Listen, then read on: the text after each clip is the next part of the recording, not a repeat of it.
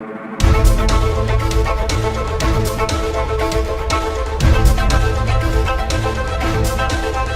তুমি করো সুতরাং আমাকে আমার একটা কাজ করে দিতে পারবেন? কি কাজ মা? আমি শুনলাম তুমি তোমার বাবার লগে তোমার বাবার বাড়ি চলে গেছো। ভাই আমার 7 দিনের সময় দেন, আমি টাকা দিয়ে দিন। আফজাল, বন্ধুরা, আপনাদের সবার প্রিয় ইগল টিমের একটি ইসলামিক নাটক অহংকারী চাকর দয়ালে মালিক নাটকটির কিন্তু 6 নাম্বার পর্ব অলরেডি আপনারা দেখে ফেলেছেন এবং অধীর আগ্রহ নিয়ে বসে আছেন এই নাটকটির 7 নাম্বার এপিসোড কিংবা 7 নাম্বার পর্ব দেখার জন্য।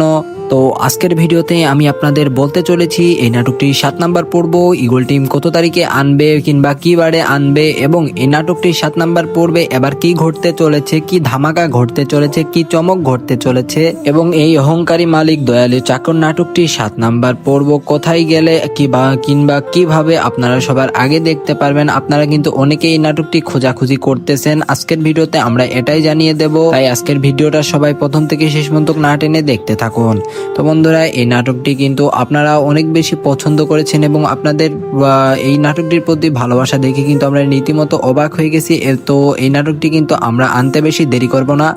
আপনারা 23 নভেম্বর দুপুর 3:30টার দিকে ইগল ইসলামিক ইউটিউব চ্যানেলে কিন্তু এই নাটকটি 7 নাম্বার পর্ব দেখতে পারবেন, অর্থাৎ এই অহংকারী চাকর দয়ালু মালিক নাটকটি 7 নাম্বার পর্ব দেখতে পারবেন। এবং আপনারা যারা এই নাটকটি 7 নাম্বার পর্ব সবার আগে দেখতে চাচ্ছেন তারা এখনই আমাদের এই চ্যানেলটি সাবস্ক্রাইব করে পাশে থাকা বেল আইকনটি সবাই বাজিয়ে রাখুন।